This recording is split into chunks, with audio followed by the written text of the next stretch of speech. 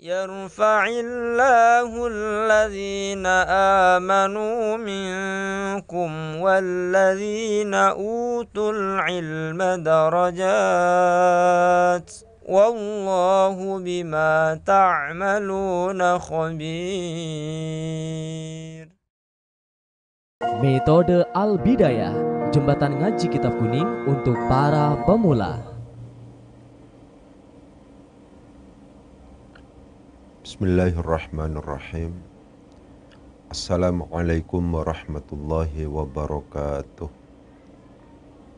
Alhamdulillah, pada kesempatan malam hari ini kita dapat melanjutkan program kita, yaitu ngaji bareng tentang teori dasar ilmu nahwu, yang insya Allah pada malam hari ini kita akan melanjutkan pembahasan yang kemarin, khususnya yaitu tentang bagaimana cara memuta'addikan fi'il lazim. Namun sebelum lebih jauh mengurai tentang masalah itu, marilah kita membaca Al-Fatihah bersama-sama dengan sebuah harapan agar Allah memberikan kemudahan dan kelancaran kepada kita semuanya. Al-Fatihah. A'udzubillahi minasyaitonirrajim. Bismillahirrahmanirrahim. Alhamdulillahirabbil alamin arrahmanir rahim. Maliki yaumiddin. Iyyaka na'budu wa iyyaka nasta'in. Ihdinas siratal mustaqim. Siratal ladzina an'amta 'alaihim ghairil maghdubi 'alaihim waladdallin. Rabbighfir amin. Sekedar mereview dari pertemuan sebelumnya, yaitu kemarin, bahwa konsep lazim dan muta'addi itu sangat penting untuk kemudian kita ajarkan kepada murid-murid kita.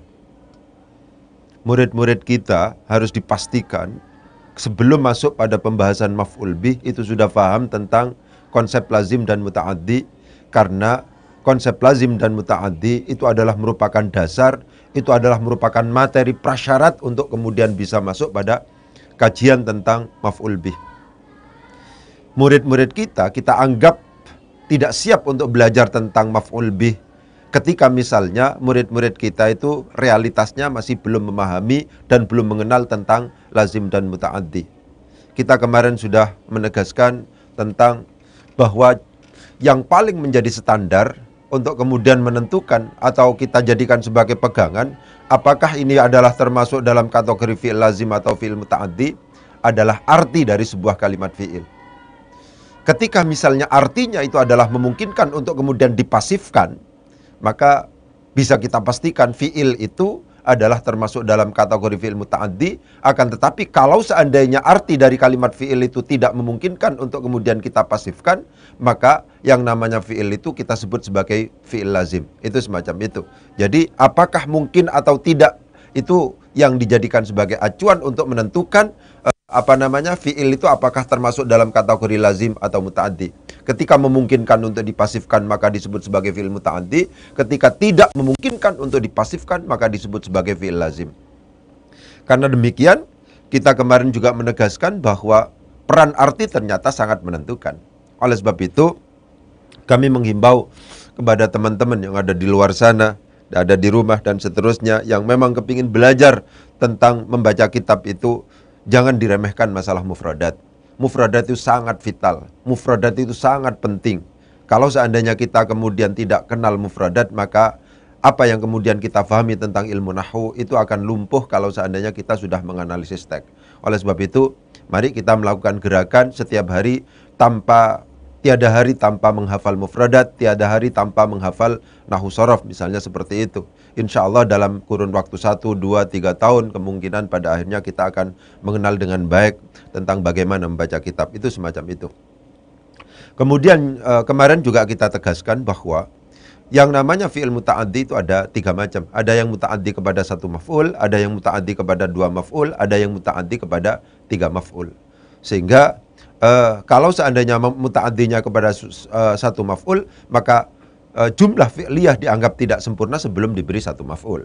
Kalau muta'addinya kepada 2 maf'ul, maka jumlah fi'liyah dianggap tidak sempurna kalau seandainya belum diberi 2 maf'ul. Pun juga demikian, ketika misalnya muta'addinya kepada 3 maf'ul, maka jumlah fi'liyah belum dianggap sempurna sebelum diberi 3 maf'ul. Itu semacam itu.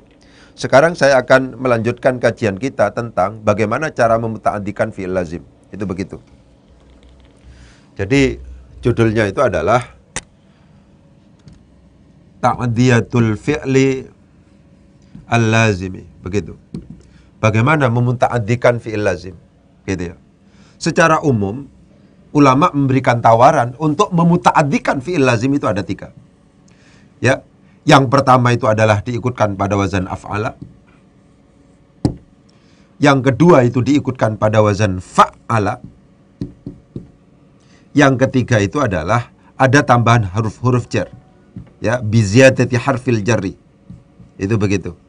Ada tambahan huruf jar. Ya, saya ulangi lagi. Sebuah fi'il lazim memungkinkan untuk kemudian kita angkat, kita naik tingkatkan menjadi fi'il muta'addi, sehingga awalnya itu tidak membutuhkan maf'ul bih menjadi butuh maf'ul bih.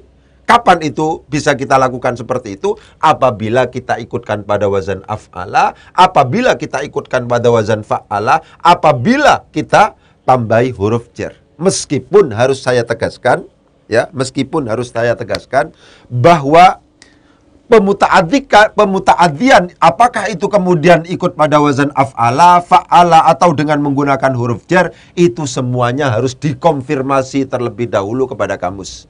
Ya. Jadi secara teori memang seperti itu, tapi tidak semua kalimat fi'il lazim itu kemudian memungkinkan untuk diikutkan pada wazan af'ala, memungkinkan untuk kemudian diikutkan pada wazan fa'ala. Cara memuta'addikannya misalnya memungkinkan misalnya ditambahi huruf jar, tidak semuanya seperti itu, begitu ya. Jadi secara teori semacam ini tidak akan keluar dari ini, tapi apakah pada akhirnya kita anggap pemuta'addian itu misalnya kita ikutkan pada wazan af'ala, fa'ala, kemudian ataukah ditambah huruf jar, itu bagaimanapun juga harus ada konfirmasi dari kamus, harus klarifikasi terlebih dahulu dengan kamus. Itu semacam itu. Tapi secara teori memang begitu. Di dalam kitab-kitab ketika kemudian membahas tentang bagaimana memuta'addikan fi'il lazim, fi'il yang awalnya itu kemudian tidak membutuhkan maf'ul bih, kemudian menjadi butuh maf'ul bih, bagaimana caranya? Itu secara umum ada 3 macam ini, diikutkan pada wazan af'ala, diikutkan pada wazan fa'ala, ditambahi huruf jar. Itu semacam itu. Ya. Jadi kita contohkan sekarang misalnya. Yang ikut wazan af'ala dulu misalnya. Sekarang misalnya kata-kata dhahaba. Ya. Dhahaba itu artinya pergi. Ini lazim, namanya pergi. Gak ada kata-kata dipergi. Ya, pergi itu lazim. Tapi kalau seandainya diikutkan wazan af'ala menjadi adhaba. Ya. Ya. Adhaba melenyapkan artinya. Mempergikan itu kan sama dengan melenyapkan. Adhaba annil adha. Alhamdulillahilladzi adhaba anni al-adha. Adhaba berasal dari dhahaba. Ketika diikutkan pada wazan af'ala, maka artinya akan bergeser menjadi muta'addi. Awalnya hanya sekedar pergi, ya, kemudian adhaba menjadi melenyapkan. Ini kan menjadi muta'addi akhirnya. Adhaba anni al-adha. Alhamdulillah, segala puji lillahi bagi zat, bagi Allah, alladzi zat adhaba yang telah melenyapkan, ya, anni dari saya, al-adha penyakit, gitu, melenyapkan, adhaba. Diikutkan pada wazan af'ala, awalnya dhahaba itu pergi, diikutkan menjadi adhaba, diikutkan menjadi pada wazan af'ala, akhirnya menjadi adhaba, akhirnya secara arti bergeser menjadi muta'addi. Itu semacam itu. Contoh yang lain misalnya seperti lafadz kharaja. Ya, kharaja itu artinya keluar. Keluar itu kalau seandainya kita nilai dengan standar yang kemarin, artinya ini keluar. Kalau seandainya ini dinilai dengan standar yang kemarin, apakah memungkinkan dipasifkan ini? Tidak memungkinkan untuk dipasifkan. Tidak memungkinkan untuk dipasifkan. Karena tidak memungkinkan untuk dipasifkan, maka ini disebut sebagai lazim. Ini lazim ini. Kalau seandainya diikutkan pada wazan af'ala sehingga menjadi akhraja, itu artinya bukan keluar, tapi mengeluarkan. Wallahu akhrajakum min butunikum, misalnya. Wallahu, misalnya, menjadi akhrajakum. Itu artinya bukan keluar, tapi mengeluarkan. Kenapa kok kemudian artinya mengeluarkan? Iya, karena ini diikutkan pada wazan af'ala. Terkonfirmasi rumusan ulama bahwa ketika kemudian fi'il lazim itu kemudian diikutkan pada wazan af'ala, itu secara arti akan bergeser dari awalnya lazim menjadi muta'addi. Wallahu, Allah itu akhrajakum, mengeluarkan. Kenapa kok diterjemahkan mengeluarkan? Karena diikutkan pada wazan af'ala. Itu begitu. Ya, wallahu akhrajakum min butuni ummahatikum la ta'lamuna syai'a. Misalnya seperti itu. Jadi dari kharaja yang merupakan fi'il lazim kemudian diikutkan pada wazan af'ala sehingga menjadi muta'addi. Wallahu akhrajakum min butuni ummahatikum la ta'lamuna syai'a. Misalnya arti nazala, ya. Nazala itu artinya adalah turun. Turun itu kalau seandainya kita lagi-lagi kita uji dengan apakah memungkinkan untuk dipasifkan atau tidak, sehingga kita bisa pastikan, kita tentukan ini lazim atau muta'addi. Kata-kata turun itu tidak memungkinkan menjadi diturun, tidak memungkinkan. Karena demikian maka nazala, ya, nazala bukan nazala, bukan anzala, nazala mujarrad itu adalah termasuk dalam kategori lazim. Tapi ketika nazala itu kemudian diikutkan pada wazan af'ala sehingga menjadi anzala, artinya sudah bergeser, ya. Misalnya wa anzala minas sama'i ma'an, wa anzala minas sama'i ma'an, misalnya wa anzala, ya, wa anzala artinya menurunkan. Allah menurunkan minas sama'i, dari langit, ma'an, air. Ma'an, air. Anzala dari awalnya sekedar turun artinya, kemudian menurunkan. Ketika artinya itu adalah menurunkan, maka ketika kita nilai dengan misalnya diuji dengan dipasifkan, maka memungkinkan. Menurunkan memungkinkan untuk kemudian dirubah menjadi diturunkan, dipasifkan menjadi diturunkan. Karena demikian, nazala yang awalnya turun setelah diikutkan pada wazan af'ala akhirnya menjadi anzala, secara arti bergeser, ya. Akhirnya menjadi menurunkan. Dari sini juga terkonfirmasi juga rumusan ulama. Dari misalnya fi'il lazim dhahaba diikutkan pada wazan af'ala, kharaja kemudian menjadi akhraja karena diikutkan pada wazan af'ala, nazala juga demikian, awalnya artinya turun diikutkan pada wazan anzala menjadi menurunkan. Itu terkonfirmasi bahwa memang fi'il lazim itu untuk kemudian bisa dijadikan sebagai muta'addi, caranya adalah dengan cara diikutkan pada wazan af'ala. Itu semacam itu, ya. Caranya adalah diikutkan pada wazan af'ala. Itu semacam itu. Jadi ini adalah contoh di mana, ya, contoh di mana fi'il mujarrad ketika diikutkan pada wazan af'ala memungkinkan pada akhirnya bergeser dari arti lazim, tidak membutuhkan maf'ul bih menjadi muta'addi, akhirnya membutuhkan maf'ulun bihi. Itu semacam itu, ya. Jadi penting untuk saya tegaskan ulang, bagaimana cara memuta'addikan fi'il lazim. Itu ada 3 cara yang kemudian ditawarkan oleh para ulama. Yang pertama adalah diikutkan pada wazan af'ala, yang kedua adalah diikutkan pada wazan fa'ala, dan yang ketiga adalah ditambahi huruf jar. Itu semacam itu. Kita lanjutkan pada penjelasan lanjutan contoh untuk yang kedua ini, ya. Contoh yang kedua,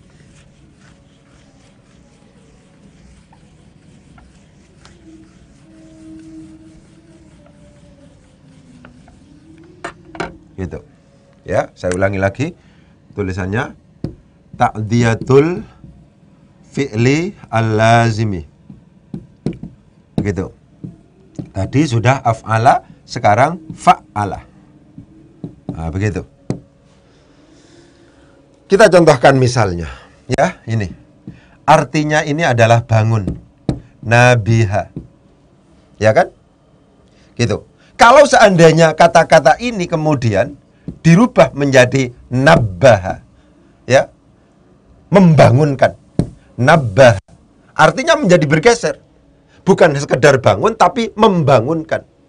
Misalnya nabbaha, misalnya membangunkan atau mengingatkan. Siapa yang mengingatkan? Misalnya al-abu, seorang bapak, misalnya waladahu, akan anaknya, misalnya begitu. Jadi awalnya sekedar nabiha saja, artinya bangun saja, ya. tidak membutuhkan maf'ul bih, berarti ini adalah lazim. Artinya bangun. Tapi ketika kemudian diikutkan pada wazan fa'ala, secara arti akhirnya bergeser. Dari yang awalnya lazim, karena artinya sekadar bangun, dan ini tidak memungkinkan untuk kemudian dipasifkan, menjadi nabbaha, akhirnya artinya membangunkan, gitu ya. Maka bergeser dari lazim menjadi muta'addi, karena membangunkan itu memungkinkan pada akhirnya untuk kemudian kita pasifkan. Contohnya nabbaha al-abu, nabbaha membangunkan. Siapa al-abu? Bapak, seorang bapak, waladahu akan anaknya. Butuh maf'ul bih di sini. Ini butuh maf'ul bih. Jadi penting untuk kemudian kita tegaskan bahwa ya, kalau seandainya fi'il mujarrad yang lazim itu kemudian diikutkan pada wazan fa'ala, memungkinkan pada akhirnya bergeser dari awalnya itu adalah merupakan fi'il lazim, statusnya fi'il lazim di mana tidak membutuhkan maf'ul bih, menjadi fi'il muta'addi sehingga membutuhkan maf'ul bih. Ya, itu semacam itu. Coba misalnya fariha misalnya. Fariha itu artinya bahagia, seperti yang kemarin kita bahas, ya. Fariha itu artinya bahagia. Bahagia itu tidak memungkinkan untuk kemudian dipasifkan. Sehingga kata-kata fariha karena artinya tidak memungkinkan untuk dipasifkan, kita sebut sebagai lazim. Itu semacam itu. Tapi kalau seandainya ini kemudian kita rubah menjadi farroha, ya, farroha, maka menjadi muta'addi. Bukan sekedar bahagia, tapi membahagiakan. Misalnya, farroha misalnya, farroha telah membahagiakan. Siapa misalnya? At-tilmidhu, seorang murid misalnya, ustadzahu misalnya, ustadzahu. Di sini maf'ul bih. Awalnya ini adalah lazim. Sebelum diikutkan pada wazan fa'ala adalah lazim. Artinya bahagia. Kok tahu kalau bahagia itu lazim? Ya, karena secara arti tidak memungkinkan dipasifkan, sehingga bisa kita pastikan dia tidak membutuhkan maf'ul bih. Ketika fariha diikutkan pada wazan fa'ila itu, kemudian dirubah menjadi diikutkan pada wazan fa'ala sehingga menjadi farroha, ya, maka bergeser dari lazim menjadi muta'addi, akhirnya menjadi farroha at-tilmidhu ustadzahu. Farroha telah membahagiakan, bukan sekedar bahagia, tapi membahagiakan. Siapa? At-tilmidhu, di sini fa'ilnya, ustadzahu akan bapaknya. Ini maf'ul, akan ustadznya. Itu semacam itu. Ya. Jadi ketika sebuah kalimat fi'il itu yang lazim itu diikutkan pada wazan fa'ala, maka memungkinkan pada akhirnya bergeser dari yang awalnya lazim menjadi muta'addi, gitu ya. Kemudian misalnya seperti nazala lagi. Nazala artinya turun, ya kan? Kalau seandainya diikutkan pada wazan nazzala menjadi menurunkan, gitu. Wa nazzala alaika apa namanya? Nazzala misalnya alaina misalnya, rahmatahu misalnya. Misalnya begitu. Nazzala, menurunkan siapa Allah alaina kepada kita, rahmatahu akan rahmatnya Allah misalnya. Jadi awalnya itu adalah lazim, ketika kemudian diikutkan pada wazan fa'ala itu menjadi muta'addi, sehingga sebuah jumlah fi'liyah itu ketika muta'addi tidak cukup hanya sekedar diberi fa'il, akan tetapi juga butuh maf'ul bih. Itu semacam itu, ya. Jadi yang tadi yang diikutkan pada wazan af'ala dari lazim menjadi muta'addi, diikutkan pada wazan fa'ala dari lazim bisa menjadi muta'addi, dan yang terakhir itu adalah dengan cara ditambahi huruf jar. Itu semacam itu. Ya. Mari kita anukan.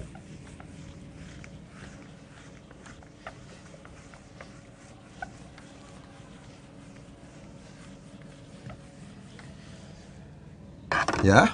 Jadi ta'diyatul fi'li al-lazim, kita sudah membahas tentang af'ala, juga membahas tentang fa'ala. Sekarang harful jarri ditambah di ziyadati harful jarri, gitu ya. Begitu. Ada tambahan huruf jar. Contohnya seperti apa? Lagi-lagi dhahaba di sini. Dhahaba. Dhahaba artinya pergi. Tapi kalau seandainya misalnya ditambah bi menjadi mempergikan atau melenyapkan. Dhahaballahu. Dhahaballahu binurihim. Binurihim. Ya, ini begitu. Ini awalnya adalah dhahaba. Kalau seandainya tidak ada bi di sini, ini artinya pergi. Ya, awalnya itu. Tapi ketika ada tambahan ini, huruf jar ini, harful jarri berupa ba ini, ya, maka artinya bukan lagi pergi tapi melenyapkan. Artinya bukan lagi pergi tapi melenyapkan. Karena demikian, akhirnya dianggap sebagai fi'il muta'addi.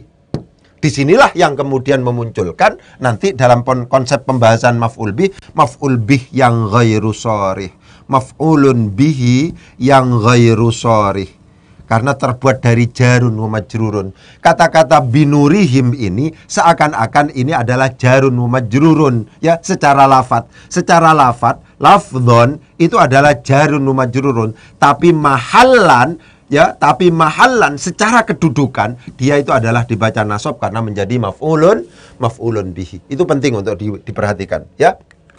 Jadi memuta'addikan fi'il lazim, caranya yang ditawarkan oleh para ulama itu adalah 3, ya. Ada yang diikutkan pada wazan af'ala, ada yang diikutkan pada wazan fa'ala, ada yang ditambahi huruf jar. Untuk yang ditambahi huruf jar ini perlu saya tekankan bahwa penggunaan huruf jar tidak boleh lagi-lagi sembarangan. Ya, penggunaan huruf jar itu harus mendapatkan juga klarifikasi dari kamus. Huruf jar yang dipakai apa oleh kamus, itulah yang kemudian kita ikuti. Tidak boleh kemudian kita sembarangan untuk kemudian menggunakan huruf jar untuk pasangan fiil-fiil tertentu. Ya, ini begitu. Ya, contohkan. Kalau seandainya kita sedang menulis ikhtalafa, ya, ikhtalafa, itu tidak bisa tidak harus pakai fi. Kalau pakai ala, ya nggak boleh, karena ikhtalafa memang gandengannya di dalam yang ditawarkan di kamus itu adalah fi. Ya, tidak memungkinkan. Misalnya kita pakai ittafaqo, itu tidak memungkinkan huruf jar yang lain kecuali ala. Ya, begitu. Jadi kalau seandainya muttafaqun alaihi. Kenapa kok alaihi? Ya karena memang ittafaqo itu diputuskan, ya, gandengan huruf jarnya itu adalah ala. Saya tegaskan, pemilihan huruf jar itu tidak memungkinkan kita sembarangan. Pemilihan huruf jar itu sudah ada ketetapannya di dalam kamus. Sampai kemudian para ulama itu diantaranya adalah menulis kitab Mu'jamul Af'al. Sini sorot, Mu'jamul Af'al misalnya, ya, Al-Muta'addiyah biharfin. Ini judul kitab. Ya, Mu'jamul Af'al Al-Muta'addiyah biharfin.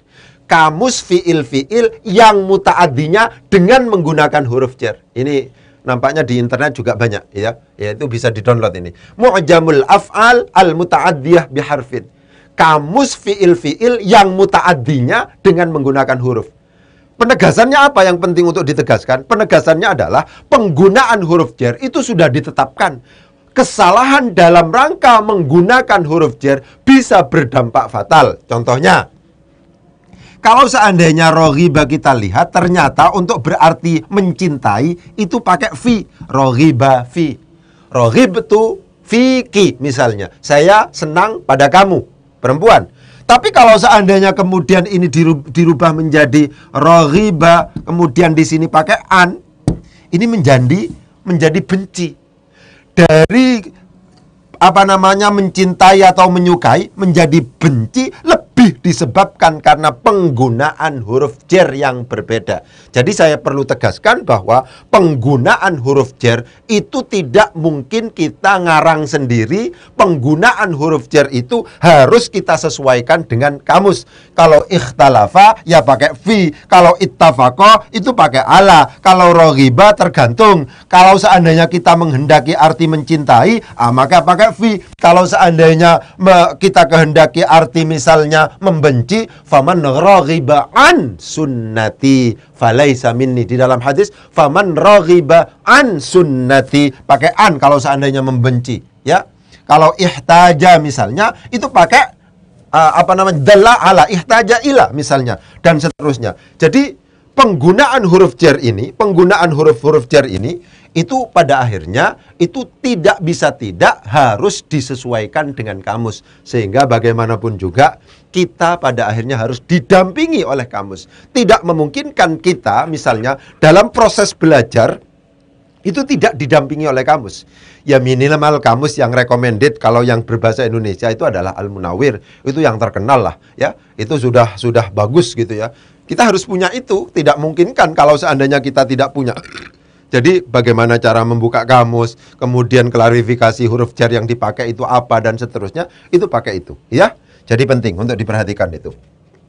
Nah, mengingat hal-hal semacam itu, maka kalau seandainya kemudian misalnya kita menemukan, akhirnya penyikapannya menjadi penting. Ya. Misalnya kata-katanya misalnya begini. Yasin fa'dal misalnya. Kata-katanya begini.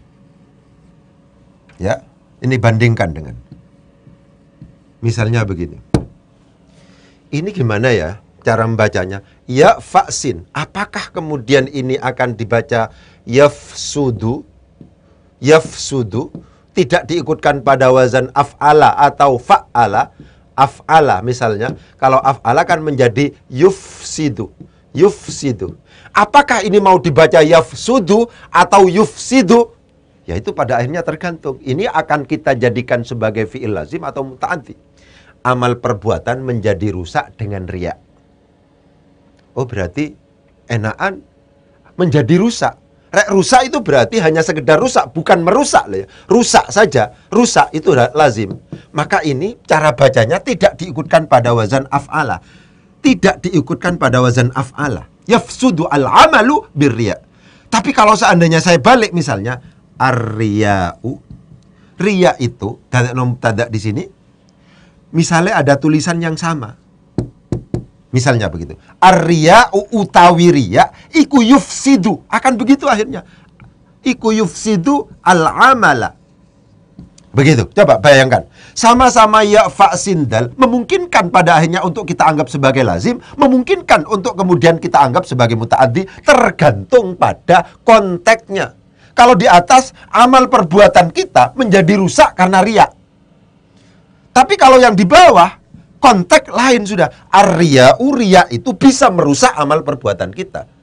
Karena demikian, tulisan sama memungkinkan pada akhirnya kita anggap, kita coba untuk memuta'addikannya atau kita tidak. Tulisan sama antara fasada yafsudu dengan mujarrad artinya rusak, fasada dengan afsada secara tulisan bahasa fi'il mudhari'nya itu sama tulisannya. Ini tulisan fi'il mudhari'nya begitu, ini juga begini, sama persis.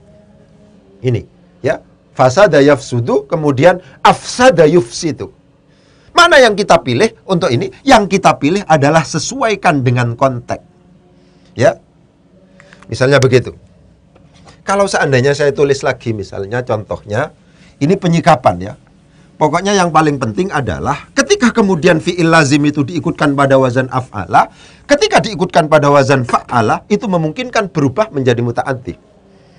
Saya misalnya contohkan begitu. Ya. Misalnya tulisannya begini. Nazala al-ma'u misalnya minas sama'i misalnya. Ya. Maka kita menuntut ini hanya sekedar bacaannya nazala. Air turun atau hujan ya. Air turun dari langit. Ya. Kalau seandainya misalnya ini saya rubah menjadi Allahu. Tulisannya begini akhirnya. Nah, begini. Maka ini akan menjadi berubah. Tulisan nun za'lam ini jangan dibaca nazala, karena nazala tidak diikutkan pada wazan af'ala. Ini artinya sekedar turun, padahal konteksnya tidak ini. Ini yang cocok dari sisi tarjamah itu adalah Allah menurunkan air dari langit. Karena demikian nun za'lam ini sama, nun za'lam, tapi di sini cara bacanya harus diikutkan pada wazan fa'ala, nazzala. Allahu utawi Allah iku nazzala, nurunaken sop sinten Gusti Allah alma'a dadi maf'ul bih. Kalau di sini jadi fa'il. nazala al-ma'u minas sama'i. Air turun dari langit. Gitu toh. Ya, air turun dari langit. Itu toh. Ya. Konteks itu mempengaruhi kebijakan kita. Apakah kemudian akan kita baca dengan misalnya wazan mujarrad, ataukah kemudian ini harus dimazidkan, diikutkan pada wazan af'ala yang pada akhirnya berdampak pada fi'il itu akhirnya artinya adalah muta'addi. Jadi penting untuk kasus tadi, kata-kata ya sin fa'dal memungkinkan dibaca yafsudu, kata-kata itu juga memungkinkan untuk dibaca yufsidu. Kata-kata nazala, nun za'lam memungkinkan dibaca nazala, memungkinkan juga dibaca nazala. Tergantung pada apa? Tergantung misalnya pada tuntutan arti. Kalau arti menuntut kita itu akan lazim seperti ini menuntut lazim ini sekedar turun, tidak mungkin ini kemudian dipaksa, terjemahannya adalah menurunkan. Tapi kalau seandainya di sini yang awalnya tidak ada harokatnya itu, kok kemudian hanya kita terjemahkan sekedar turun, maka menjadi rusak. Gimana? Allah turun, ini akhirnya jadi apa? Itu menjadi bingung akhirnya. Oleh sebab itu dalam konteks ini harus kita paksa Allahu nazzala, Gusti Allah itu nazala menurunkan al-ma'a air minas sama'i dari langit. Jadi tetap pada akhirnya yang paling penting itu adalah penyikapan. Satu tulisan memungkinkan dibaca dengan alternatif bacaan yang banyak. Dan yakinlah bahwa masing-masing alternatif bacaan itu berkonsekuensi kepada arti.